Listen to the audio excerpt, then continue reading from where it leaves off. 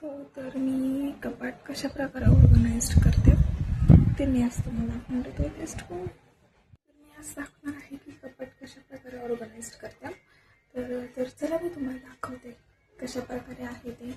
मी आधी कपाट दाखवते कसं आहे ते आमचं. ओके, हे असं काहीसं आहे. मी एक एक करून सेक्शन सगळे कव्हर करणार आहे. सो तर हा पहिला सेक्शन तुम्हाला दिसतो ना, तो माझ्या सासूबाईंचा कप्पा आहे. तिथे म्हणजे मी त्यांच्या साड्या, परकर वगैरे काही परकर जे आहेत ना, मी दोन्ही एकत्रच ठेवत असते. कारण का मग ते सारखं सारखं शोधायला वगैरे वेळ लागत नाही. कुठे बाहेर वगैरे जायचं असेल ना, तरी फटफट भेटतात ह्या गोष्टी एकाच जागी. त्यामुळे मग मी काय परकर वगैरे वेगळं काही ठेवत नाही. फक्त साड्या वगैरे जे काय असतील ना, कारण का त्यांच्या खूप हेवी साड्या असतात आणि मला एवढं हेवी नाही लागत साड्या. फक्त लग्न वगैरे असेल ना तरच. मग तरी पण मी वेगवेगळ्याच ठेवलेल्या आहेत. कारण का एवढी जागा नाही बसत त्या दोघी साड्या ॲडजस्ट होण्यासाठी. त्यामुळे मग मी त्यांचं वेगळं माझं वेगळं असं ठेवलेलं आहे. तर मी पहिल्यांदा आधी सगळे कपडे वगैरे त्यातले काही काढून घेतले होते, जे लॉकडाऊनमध्ये माझ्या सासऱ्यांनी शिवले होते. त्यांचे पीस म्हणजे ब्लाऊज वगैरे ते सुद्धा मी बाजूला आधी काढून घेतले होते. आणि मग त्यानंतर ना त्यानंतर ना मी काय केलं, एक एक ब्लाऊज घडी करण्यापेक्षा ना एकत्रच आधी सगळे ब्लाऊज वगैरे घेतले. त्यांच्या छोट्या छोट्या घड्या घातल्या. कारण का कप्पा पण ऑलरेडी खूप छोटा होता, त्यामुळे मला काही एवढ्या मोठ्या घड्या घालणं पॉसिबल पण नव्हतं.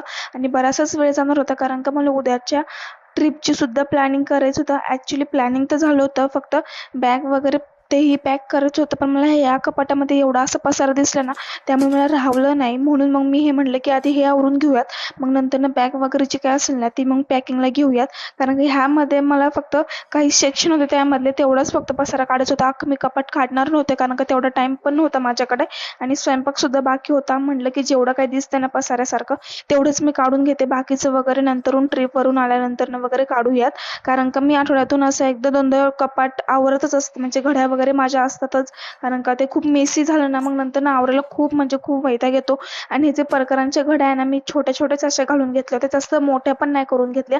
कारण की मी तुम्हाला मागाशी सांगितलं तसं मी एकत्रच ठेवत असते आईंच्या साड्या वगैरे आणि आमच्या दोघींचे परकर वगैरे जे काय असेल ते.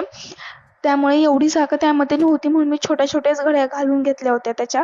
आणि खूप सारे परकर आहेत, मला असं वाटतं की 7-8 परकर असतील दोघींचे म्हणून. तर त्यामुळे खूप जागा लागते आणि तो पॅसेज पण खूप छोटा होता. त्यामुळे मला एवढं सगळं त्यामध्ये ॲडजस्ट करावं लागत होतं. ठीक आहे, मग मी त्यामुळे नंतर साड्यांच्या वगैरे घड्या घालून घेतल्या. अशा काही घड्या घातल्यात मी इकडे, परकर आणि हे ब्लाऊज, या साड्या.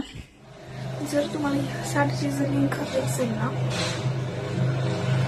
तर मला नक्की कमेंट करा. मी तुम्हाला ह्या साडीची लिंक वगैरे देईल.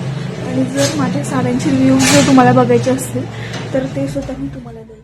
घडी वगैरे घालून झाली आहे तिकडच्या साईडला. पण आता मी हा कप्पावरचा जो आहे ना तो सेट करून घेते.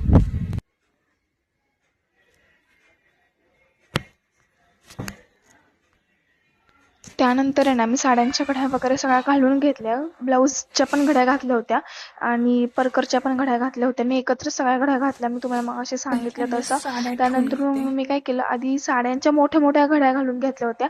आणि मी घड्या कशा घालते ना ह्याचा पण मी सेपरेट व्हिडिओ दाखवेल. कारण का एवढ्या बारीक घड्या जर घातल्या ना, कपाटामध्ये खूप सारा स्पेस उरतो आणि त्यामध्ये आपण वेगळ्या सुद्धा वस्तू म्हणा किंवा एक्स्ट्राचे जे काही कपडे असतील ना ते सुद्धा आपण ठेवू शकतो. त्यानंतर मी आधी साड्या ऑर्गनाईज तिथे करून घेतल्या होत्या. त्यानंतर मी ब्लाऊज मी त्याला लेस पॅकिंग केली होती, म्हणजे जेणेकरून ते एकदम चपटं होईल आणि मला त्याच्यावरती अजून एक कपडे काहीतरी ठेवता येईल. किंवा शूज वगैरे म्हणा, जे आपले कापडी शूज असतात ते ठेवता येईल, ते मी ठेवलं होतं. त्यानंतर मी आपले ब्लाऊज ठेवले. त्यानंतर परकर ठेवले. साड्यासुद्धा मी ठेवून घेतल्या होत्या. आणि माझा हातसुद्धा पोचत नव्हता, त्यामुळे मला काही असं एवढं झूम करून शूट नाही घेता आलं की मी ते आतमध्ये कसं ऑर्गनाईज केलं त्यामुळे. तर मी साड्यांच्या जे काही घड्या असतील ना त्या मी नेक्स्ट ब्लॉगमध्ये नक्की ते दाखवेल. मला नक्की कमेंट करून सांगा जर तुम्हाला हव्या असेल तर तशा घड्या, त्या मी तुम्हाला दाखवेल. आणि नंतर मी एक काढायला गेले तर सगळं जसं माझ्या पडलंच. म्हणजे मी एक हात काढायला गेले तर सगळेच परकर वगैरे केले. परत रिपीट तेच काम लागलं मला. मी परत घड्या घेतल्या घालून त्या परकरांच्या, कारण का एक परकर काढायचं होतं मला फक्त थोडीशी सरकवण्यासाठी जागा, त्याचं सगळंच खाली पडलं. एक काम करायला गेलं की हे असं दुसरं काम वाढतच असतं. काय करणार आता, शेवटी मी एकटीच होते, मदतीला पण कोण नव्हतं की पटपट घड्या घालून दिल्यानं मी ठेवेल म्हणून. त्यामुळे मग मी परत घड्या केल्या, परत ठेवलं सगळं व्यवस्थित मध्ये. आणि हा जो त्याच्या खालचा काही जो सेकंड कप्पा दिसतोय ना तुम्हाला, ज्यामध्ये मी बेंगल्स वगैरे ऑर्गनाईज केलेत, तिथे मध्ये मी ना आपले जे काही पीस असतात ना साड्यांचे, किंवा ते एक्स्ट्रा पीस आलेले असतात ना आपल्या ओटीमध्ये वगैरे, मग मी काय करते त्यांच्या घड्या वगैरे अशा एकदम बारीक बारीक घालून ठेवते आणि त्या एका साईडला करून ठेवते. जर मला शिवायला द्यायचं असेल ब्लाऊज वगैरे तर मग पटकन आपल्याला तिथून काढून देता येतं. तर जर पिशवीमध्ये वगैरे जर ठेवलं ना तर ते इकडे शोधाशोध होतं फार. मग पटकन त्या साडीवरचं आपल्याला ब्लाऊज म्हणा किंवा मिसमॅचिंग करायला समजत नाही. मग मी पटकन ते काढून घेतलं आणि तो कप्पामध्ये मी फक्त ब्लाऊज पीस एक ठेवले आहे. आणि ते थंडीमध्ये आपण यूज करतो घरामध्ये कापडी शूज असतात ते माझे यांचे, ते मी ठेवलेले आहे तिथे. आणि वरती बांगड्या पण तुम्हाला दिसत असतील तर ते ठेवलंय.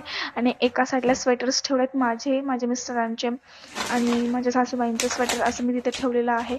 आणि ह्या ज्या 2 साड्या दिसतात ना त्या खूप म्हणजे खूप जुन्या आहेत. माझ्या सासूबाईंना त्यांचं लग्न झाल्यानंतर त्यांना ओटीमध्ये त्या साड्या आल्या होत्या. त्या साड्या आहेत त्या जुन्या आणि यूजही केलेल्या नाही आहेत. मी एकदाही उघडून पण नाही बघितल्यात मी त्या साड्या. मी नक्की नंतर उघडून बघेल, कारण का त्या खूप जुन्या साड्या आहेत. नंतर मी तो कप्पा आवरायला घेतला होता, त्यामध्येही काही जास्त मेसी नव्हतं, कारण का मी ब्लाऊजचे पीस आहेत ना ते ऑलरेडी जसे आपल्याला पीस येतात ना तसं मी ते व्यवस्थित घड्या करून ठेवत असते. म्हणजे नंतर ना आपल्याला जास्त आवरायला वेळ वगैरे लागत नाही किंवा त्यामध्ये असं वेगळं काही लक्ष द्यावं लागत नाही. मी जसे पीस मला येतील किंवा ओटी भरल्यानंतर जसं पीस येईल ना मी एकदाच साचून ठेवते, मग एकदाच घड्या करून. तसंही तुम्ही करू शकता किंवा मग पिशवीमध्ये ठेवलं तर ते खूप चुरगळतात आणि ब्लाऊज शिवाय देताना तसं चालत नाही, म्हणून मग मी हे या प्रकारे ठेवते. आपण दुसरीकडे पण ठेवू शकतो पण त्या खूप सापडतच नाहीत त्या गोष्टी वगैरे. मग त्या ह्या अशा मी ठेवत असते की प्रत्येक हँड फ्री होऊन जातील, की आपल्याला वापरायला घेताना किंवा जर लागत असतील किंवा मार्गशीर्ष महिन्यामध्ये ओटी भरताना किंवा आपल्याला देवीला देताना वगैरे, मग त्या साड्या मी तिथे ठेवत असते, पीस तिथे ठेवत असते की जेणेकरून आपल्याला ते हिरव्या लाल रंगाचं लगेच देता येईल म्हणून. आणि ते यूजही मी करत नाही जास्त. जर काढायचं असेल तर मग ते बाजूला काढून ठेवत असते. त्यानंतर ना इथे मी बघा एका साईडला करून घेतली, म्हणजे स्वेटरच्या सुद्धा घड्या घालून झाल्या होत्या. कारण का मी तुम्हाला सांगितलं मी आठवड्यातून एकदा आवरतच असते माझं कपाट, कारण का मला अजिबात हे असं आवडत नाही. मग त्या साईडला मी पीस वगैरे ठेवून घेतले होते सगळे. तुम्ही सुद्धा असंच कपाट ऑर्गनाईज करा, कारण का याने पटकन गोष्टी सापडतात. आणि मी हे कपाट कुठून घेतलंय हेही तुम्हाला लिंक हवी असेल तर तीही मला टॅग करा. मी लिंक खाली टॅग करून देईल. आणि यामध्ये खूप सारे कबर्ड्स वगैरे, यामध्ये खूप सारे कप्पे वगैरे आहेत, जेणेकरून मला प्रत्येक सेक्शनमध्ये प्रत्येक वेगवेगळ्या गोष्टी ठेवता येतात. आणि आम्ही 4 जण आहोत घरामध्ये, तर त्यामुळे 4घांचे कपडे हे प्रत्येक सेपरेट राहतात, कपडे मिक्स होत नाहीत. हा खूप मोठा मुद्दा आहे या कपाटाचा. आणि हेच मला खूप आवडलं होतं घेताना, म्हणून मी हेच कपाट घेतलेलं आहे. आणि हे बघा तुम्ही, हे एकदम पातळ पातळ पीस असतात ना, हे लगेच आपण क्विकली घडी करून पण ठेवू शकतो. म्हणजे नंतर ना आपल्याला एकदम एवढं बारीक बारीक घड्या घालत बसायची गरज पडत नाही. ह्याच प्रकारे जर तुम्ही कपाट तुमचं ऑर्गनाईज केलं ना तर प्रत्येक हँड फ्री गोष्टी भेटून जातात तुम्हाला. आणि मी काय करत असते माहिती का, अप टू डेट म्हणजे आठवड्यातून एकदा तरी मी कपाट ते आवरतच असते, कारण का मग नंतर आपल्याला त्याला जास्त असं बघायची वेळ पडत नाही. आणि जे काय आपले शर्ट्स पॅन्ट्स असतील माणसांचे वगैरे म्हणा, म्हणजे आपल्या मिस्टरांचे, तर ते आपण लगेच प्रेस करून ठेवू शकतो. तेवढा वेळ तर आपण काढलाच पाहिजे, कारण का घर जर सुंदर असेल तर तिथे लक्ष्मी असते असं म्हणतात. तोच मी रूल फॉलो करत असते कितीही कंटाळा आला तरी सुद्धा. आणि शेवटी नंतर मी माझा कपाट घेतला आवरायला, माझा जो सेक्शन आहे तो घेतला. बाकी जे काही मोठे ड्रेस असतात ना, जसं की माझा अनारकली म्हणा, प्लाझोचा सेट आहे, कॉर्ड सेट तो वगैरे म्हणा, तो मी एका साईडला एका पिशवीमध्ये म्हणा किंवा त्याची जी येते ना आपल्याला विकत घेताना जी पिशवी, त्यामध्येच मी ठेवत असते. म्हणजे ते खराबही होत नाही आणि ते कापड आहे ना जसं तसंच राहतं सुद्धा. किंवा किंवा मग नाहीतर ते खेचायला लागतं, ते फाटायला लागतं जर व्यवस्थित नाही ठेवलं तर. एक तर कपाट लोखंडाचं आहे त्यामुळे.